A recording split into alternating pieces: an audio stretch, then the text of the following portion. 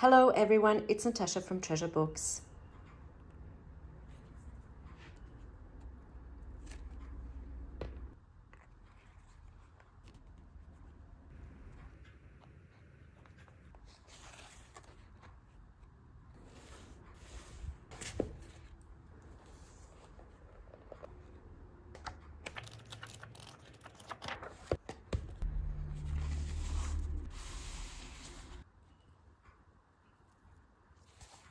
This video is all about Coptic Stitch bookbinding. I have all the steps written out, which makes life just so much easier.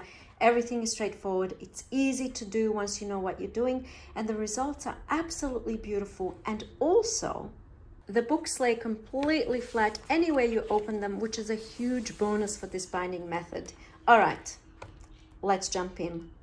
Side note, I will have the steps on screen throughout the video, as well as at the end of the video, and I'll also leave a link in the description box so that you can download these steps. All right, so step number one is prepare front cover, back cover, and signatures. I also have this prepared. This is going to be a book that I also bind today, and I did a tutorial of this in the last week's video, which I will link in the description box if you want to achieve this with hot glue. And I will bind this today, but for practice and for demonstration, I am simply using only 2 pages of somewhat thick paper per signature, and there's 5 signatures. And then I have my front and back cover, and we want the front and back cover and the signatures to be the same size, preferably the same size. Okay, so that's ready. Next thing you want to do is prepare your template. So the template has to be the same height as your signatures. It's just a scrap piece of paper. You fold it in half. And when you have your template, you decide on the placement of your, where are we? You decide on the placement of your stations. Stations are basically holes. These are stations where you want your binding to be. So at this stage, you can decide how you want the binding to be. Do you want them to be spaced out like this? How many stations do you want to have? You know, like this one only has 4, this one has 6, this one has 7. They are placed all in different ways. So that's what you decide at this stage. And here I have decided for my stations to look like this. I'm only gonna have 4 stations. Basically, once done, it's gonna look like this. Next step is to poke holes using an awl and your template. So you can, this is an awl, you can use any pocket tool that you have. You can use a thumbtack. By the way, the T here represents top. So that I know that this is the top of my template and of the signatures. Just so that I kind of know not to do it this way on some of the signatures and do it this way on some of the signatures. I want all of the holes to be in exactly the same spots. So that's that. Okay, now we're poking all of the holes.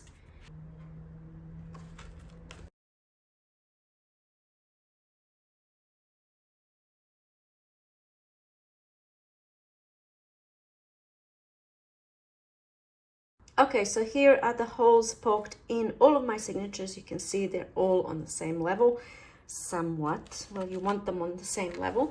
And next thing we're gonna do is do the same for the covers. So put something soft and cushiony underneath. And now I'm using my template here, and I can decide at this stage where I want the holes in the cover. So you can have like 1 hole down here, 1 hole up here, 1 hole down here, 1, you know, you can do all sorts of stuff. They can all be on the same level. They can be alternating like I did on this one here. They can be something like this. You see a really little here and then up here and then, you know, different levels. So totally up to you where you're going to place the holes. There we go. That's where I'm going to do it, keeping it nice and simple. And then I'm going to go ahead and poke the holes. You can mark with the texter first and then poke, or, you know, totally up to you. All right, so that's one. I'm just going to make these holes a little bit bigger. If you haven't done this before, or if you have, I haven't done it in a while, before you start binding your actual book, if you have this prepared from last week, I suggest that you do a practice run on something else. Like you can have cereal box cut up and cereal box, pretend signatures, and practice on that before you start on your book. Next thing you want to do, so we've got the front cover and the back cover. You want to make sure that it's in the correct order. And now, because I've poked holes already from here, I'm just going to use those placings to go through the back cover. Okay, here we go.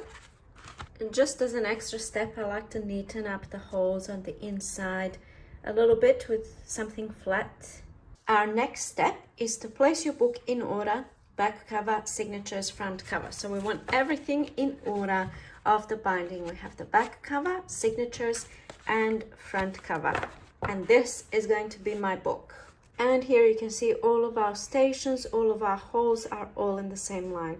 All right, at this point, we are going to flip your book upside down, just like this. Step 6 is to prepare needle and thread. I'm going to be using quite thick, twine, some type of a rope, just so you can really see the binding process. Think of it as like a magnified demonstration. You don't have to worry too much about length, because you can always tie a knot and start with a new length. It's not a problem when it comes to that. But if you like to do your binding with the one piece of thread, this is what you need: approximately the height of your book, that's one height, times the number of signatures and covers. This book has 5 signatures and 2 covers, which means 5 plus 2 is 7. So I need 7 heights of the book. 1, 2, 3. I'm being kind of generous here.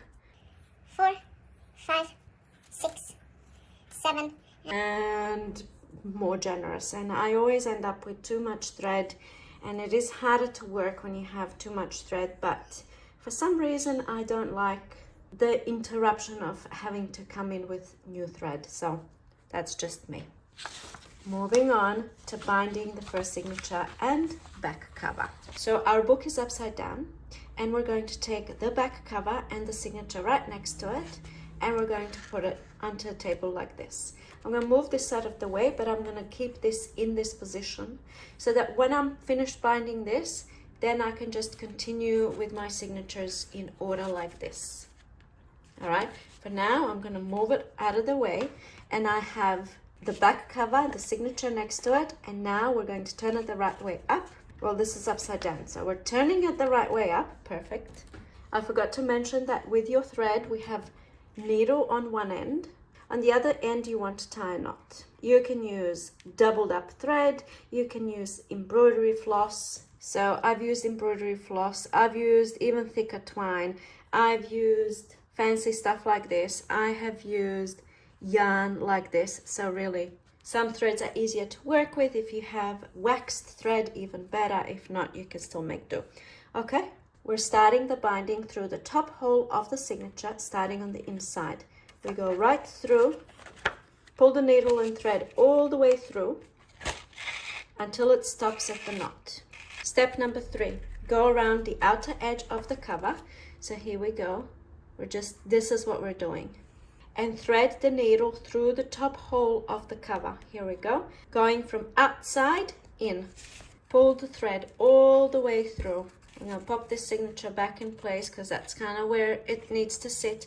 So we're pulling the thread all the way through, you see that, and back to the front. Here we go, all the way through and back to the front. Now we're going to loop under this stitch from left to right. So we're going left to right with the needle, just looping under the stitch. And now we need to go back through the same hole of the signature. So let me come real close. We are going back through the same hole and pulling that needle all the way through, or the thread rather. A note on tension: every time you pull your needle through, tighten, but don't overdo it. You don't want it loose, but you do not want it too tight. Okay, now that you are here, the next logical step, always ask yourself, what's the next logical step if you get stuck? The next logical step is to go through the next hole, the next available hole. You're not going to be skipping holes. You're not going to be doing any of this business. You're just going to go through the next available hole. Here we go, and I'm just going to tighten and we are out here. And now we're simply going to repeat steps 3 to 6 until we get to the last hole. So just repeating step 3 now, we want our stitch to go around the cover like this. So in order to achieve that, you're going to go in through the back cover, through the corresponding hole that we've just done in the signature. Pull the thread all the way through and to the front. Now you will notice when I tighten, I gently tighten. I'm not like pulling the string. Now we're looping under that stitch, left to right, and now we're going to go back inside the signature and just repeat.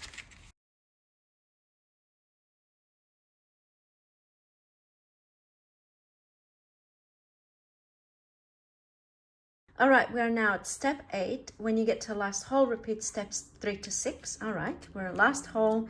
We're repeating those steps.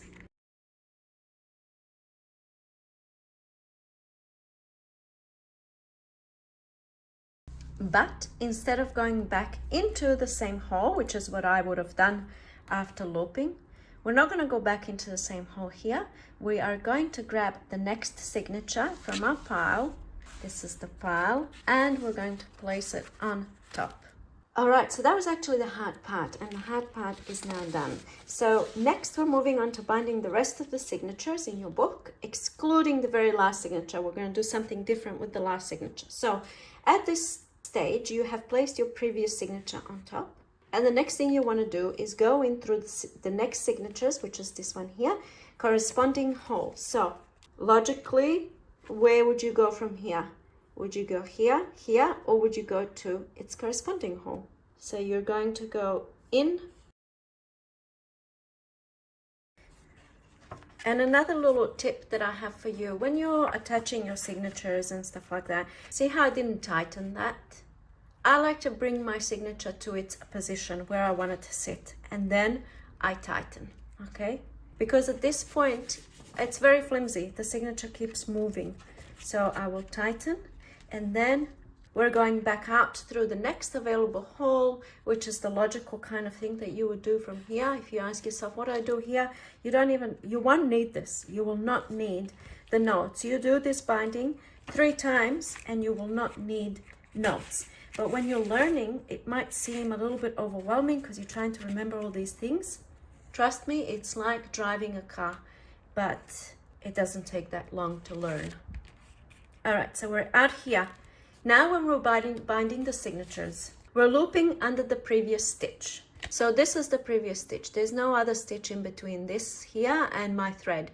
Always looping under the previous stitch. We're creating nice little braids. This is the goal. You see the braids? This is what we're creating, little braids like this. And that's why this looping business that you will see here, when you're looping, you loop from right to left. That's why it's important, because you always want to have a consistent kind of a loop, okay? So we are looping under the previous stitch from right to left. Now this is where a curved needle is very helpful. If you have a curved needle like this, it's best to use this needle because this looping business, it's much easier. I am using a straight needle to demonstrate that it can be done with a straight needle. But if you're struggling to loop under, you can always pop your needle inside, then open your cover and then just do it this way, loop under. And now in my notes, which you can't see at the moment, but step 4 is to go back in through the same hole. Going back in through the same hole. And tighten. And you can see here we're starting with the braid. Now we know that the logical next step is to go in through the next available hole. There we go. And now we are simply repeating steps 3 to 5 until we get to the last hole. So you loop under the previous stitch, then go back in through the same hole, out through the next available hole, loop under the previous stitch, When you thread through the last hole, which is what we've just done, grab the next signature and place it on top. And we are going to keep repeating what we've just done all the way up until the last signature. So we're not touching the last signature and the cover. All right, so at this stage, I'm grabbing my next signature. It goes on top, and now I'm going to repeat everything I've just done going up. Now we're going to go down. So in through the corresponding hole.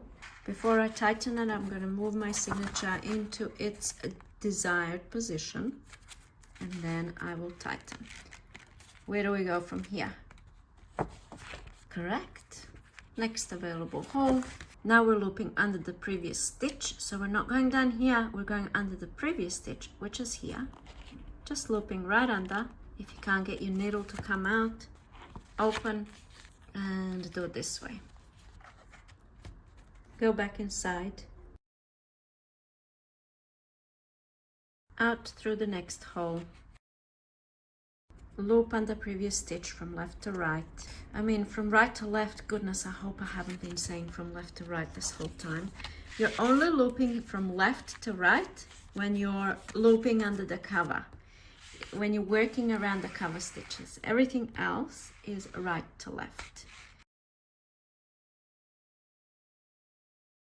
We are at the last hole, so now you know that you need to put your next signature on top, but don't do it. Don't do it until you do the looping business. You always have to loop, and we're going from right to left. Loop-a-de-loop. Lovely. Now we're gonna get the next signature. This is my second last signature. Pop it on top, and off we go, repeating the whole process again.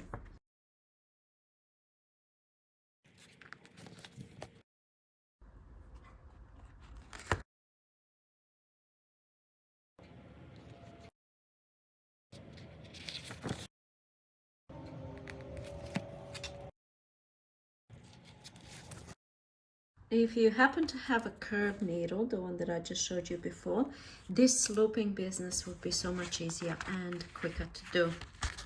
All right, I just also wanted to point out, let's say you ran out of thread here and you still have stuff to go. So you would tie a knot here, which I'm not going to do, but you would tie a knot just there, chop off whatever you have left off. Then you would thread new thread, the same one that you've been using, and then you start. Then you continue basically, you know, just continue. The only thing that will happen then is that you have a knot here, you have a knot here, but you have no thread in between like you do here. So it's kind of like, to me, it seems like it kind of breaks the flow, but it doesn't. It's on the inside of the book, and just don't worry if you run out of thread. All right, so I'm gonna finish off this hole, because now we are ready for the last signature and the cover. So far we've bound the rest of the signature excluding the last, and we are now up to this part, and this is the, you know, the finishing. This is the last page. There's some notes underneath, just reminders on tension and stuff, but we are nearly done with all of the steps. Okay, when you get to the last signature, you want to grab both the signature and the cover from your pile and place it on top. All right, step one already done. Next, with your needle, go in through the cover from the outside in and pull all the way through. Okay, so we're ignoring the very first signature at the moment. We are simply going to take the needle and go in through the cover from the outside in. Pretty simple. We're just going in through the cover. I might turn it this way because it's just easier to pull that needle through. And just as I've been doing so far, I like to place everything the way I want it to be before I do any of the tightening business. Okay, and tighten. Pull all the way through. Next, loop under the previous stitch left to right. Okay, because we are looping, touching the cover, we are looping left to right. If we're looping under any of the other signatures or stitches in the middle of the book, we're looping from right to left. I was going to say right to left. Right to left. At this stage, we're doing left to right. That's why you have knots. And if you get it wrong, don't stress. So here we go, looping under the previous stitch. So we're not looping down here or here or here. This is our previous stitch. and we're going from left to right. And we are creating this little knot kind of here at the top. Next, go in through the signature hole. So we have that signature just sitting in there, not doing anything, the very last signature. You kind of have to find the hole because we've placed everything the way we want it to be. You might want to move your thread out of the way until you find the hole. Perfect. All right, here we are going in through the hole. Next, we're going to go through the next available hole as usual. And now at this point, for the remaining holes, loop under the previous stitch first, right to left. So we're going to go in.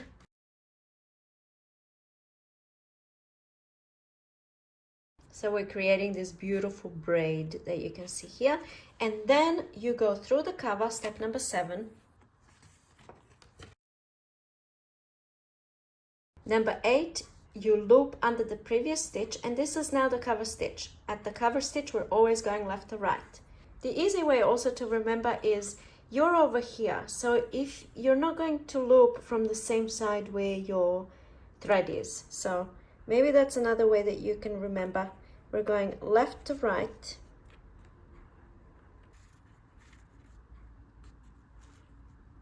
Here we are. And now we're going to go back in through the same hole. All right, and now we're going to repeat steps 5 to 9 for all of the remaining holes. Just doing the exact same thing.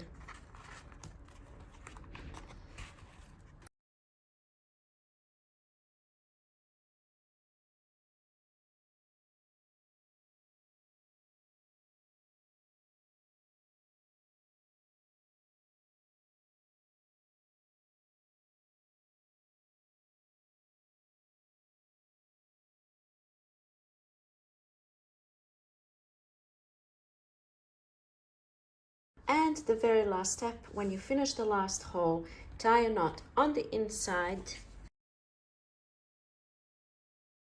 Maybe I'll do a double knot. Chop it off and done.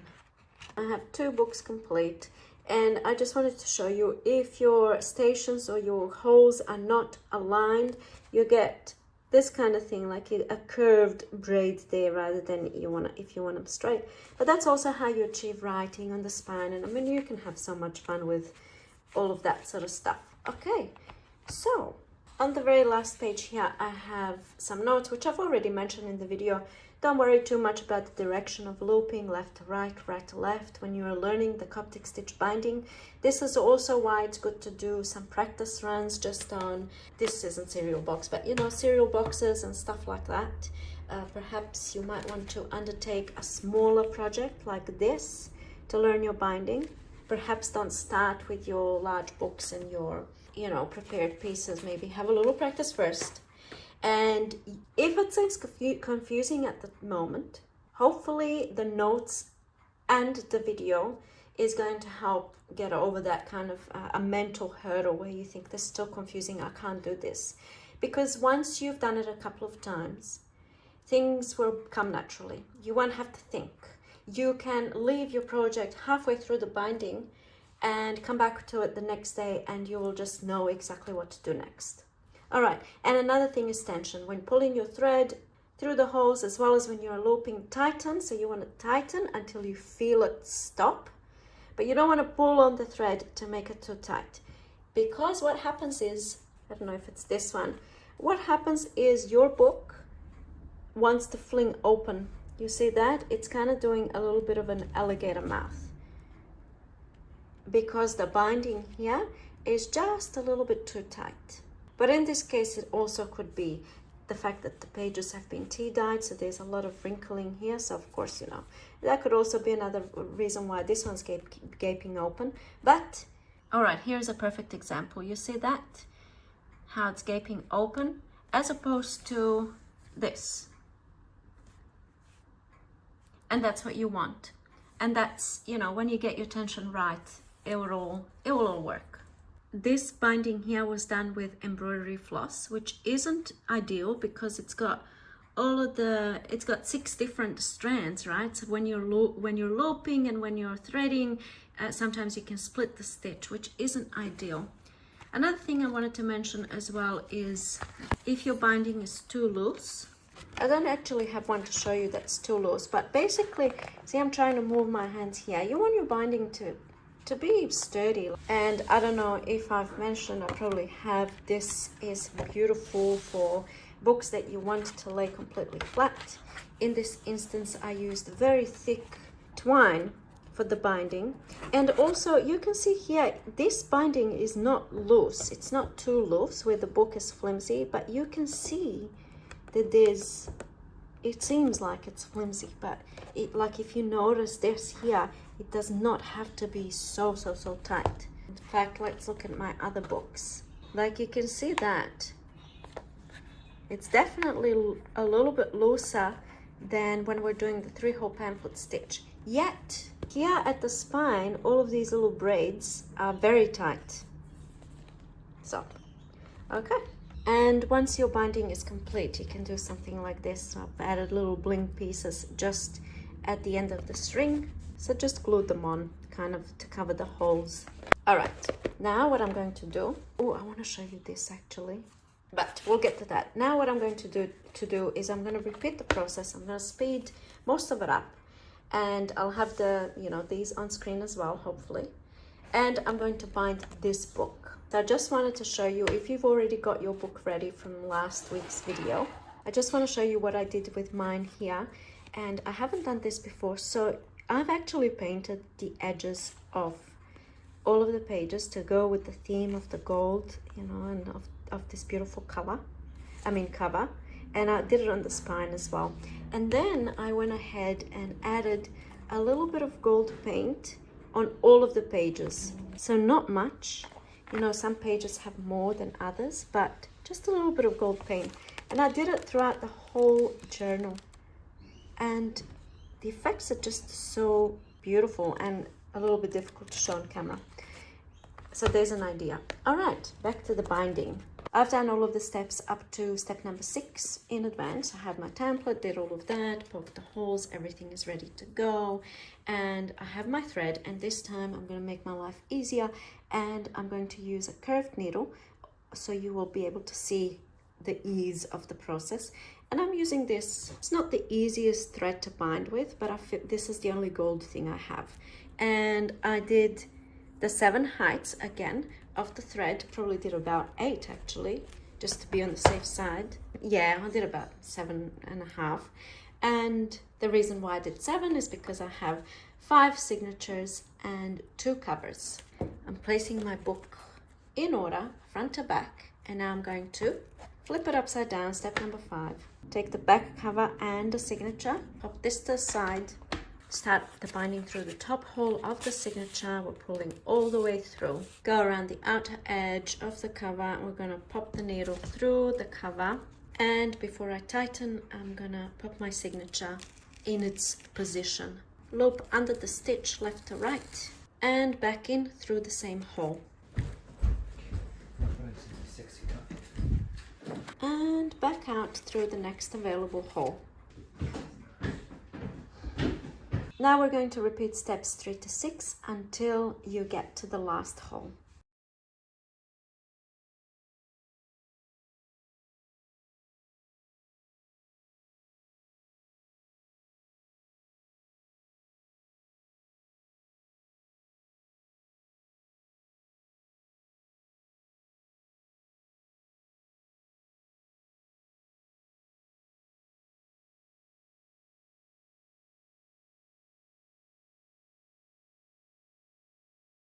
Once you've finished off the last hole, grab your next signature, pop it on top, and back in through the corresponding hole.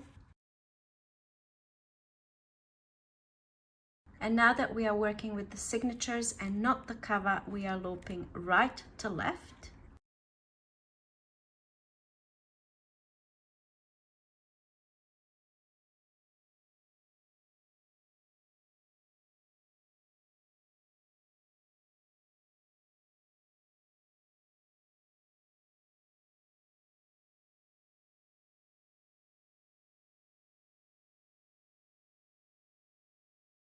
and next signature, and just keep repeating until you get to the last signature.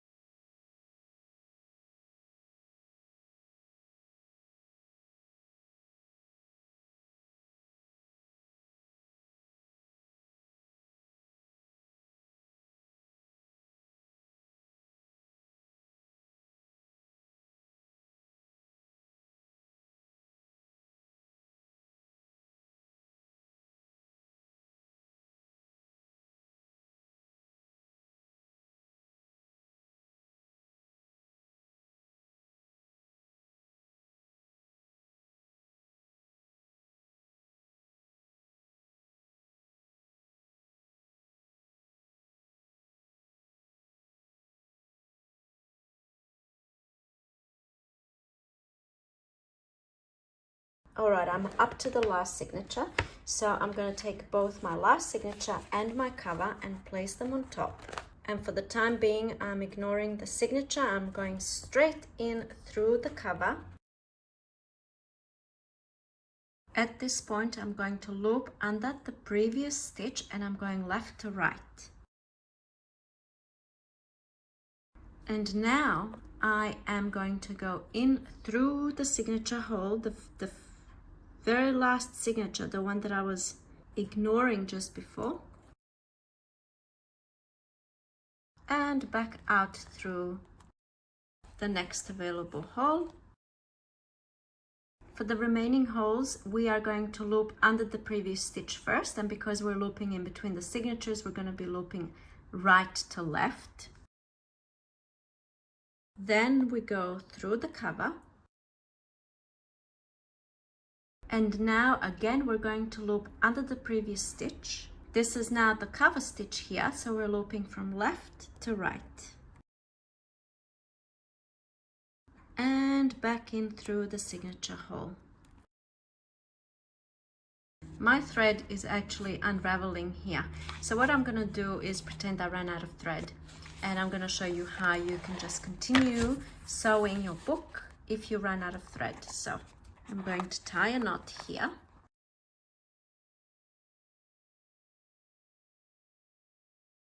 I'm doing a double knot. And of course this has to happen during filming my thread to unravel, but I suppose it's a good opportunity to show you what to do if you run out of thread. And now we're starting with a new thread, again starting with the knot at the end, and you just continue in through the next hole. And that's it. We're looping under the previous stitch, so we're going right to left through the cover. Now looping the cover stitch, so we're going left to right. Make that little knot up the top there, and now back in through the stitch of the signature, which is difficult to see, so you might have to kind of move things around until you can see the hole, and pop it through. And repeat the process all the way through to the last stitch.